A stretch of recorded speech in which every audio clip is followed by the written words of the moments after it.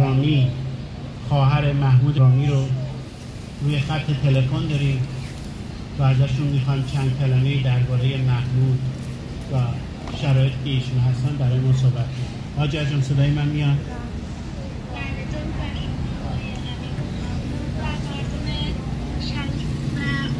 عزیزم که اینجا هستید، جمع شدید، با ما همدل و همزبان شدید. من هاجر مهرابی هستم، برادر محمود مهرابی زندانی سیاسی که محکوم به اعدام شده.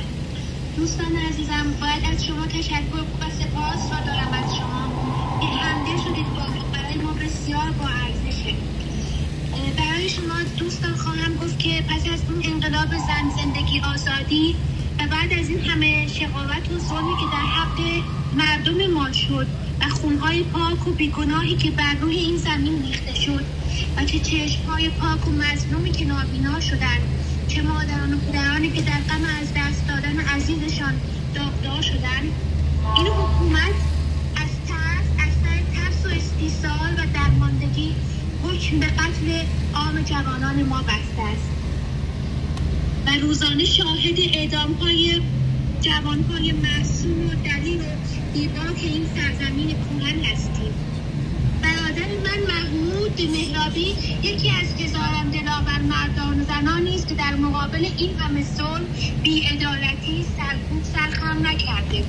با دستانی خالی از سیاست و قدرت، با هر آنچه که داشت از مردم مظلوم حمایت کرد. در کنار این انقلاب زن زندگی آزادی در کنار مردم بود، از ظلم‌هایی که به مردم میشد سکوت نکرد، هر آنچه را که دید و هر آنچه را که شنید.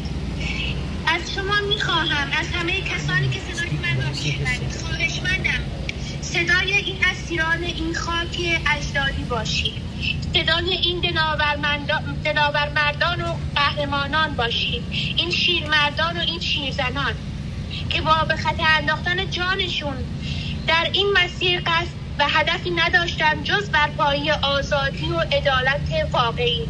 من به نوبه خودم از شما میخواهم به عنوان خواهر زندانی سیاسی، از همه عزیزان سیاستمداران، همه گروه ها میخواهم و تقاضامندم از هر کمک و حمایتی که میتونید با اتحاد خودتون، با همدلی، با یک رنگی بیاین صدای جوانان وطن باشیم، بیاین برای آزادی این جوانان یک صدا بشیم، برای آزادی ایران.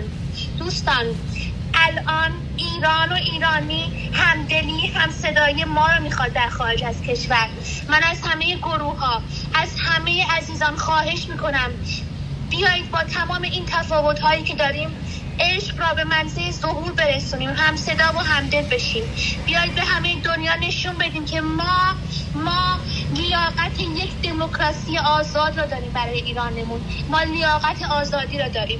ممنونم از حضورتون، سپاسگزار قلب مهربان شما هستم و میخوام و واقعا میخوام روز را ببینم که همه همدل هستیم برای آزادی جوانانمون و آزادی ایران.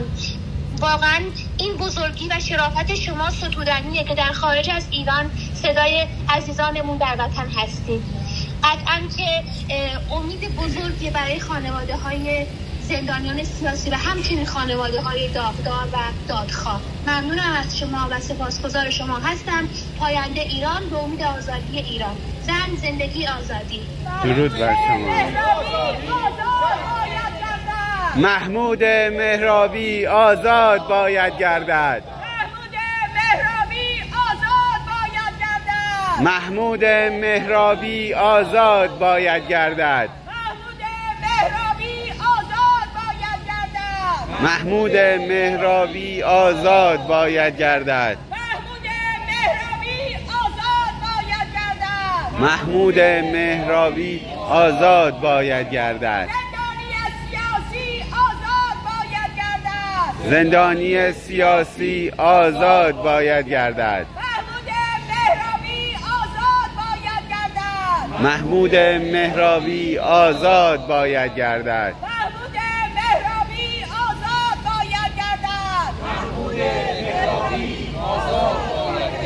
Free محمود مهرابی. هاجر جان خیلی ممنون از وقتی که گذاشتی. سپاسگزارم. موفق و پیروز باشین. همه اینجا به شما درود میفرستن و خواستار استقامت و پایداری شما هستن در این روزهای سخت. موفق باشین. جمهوری اسلامی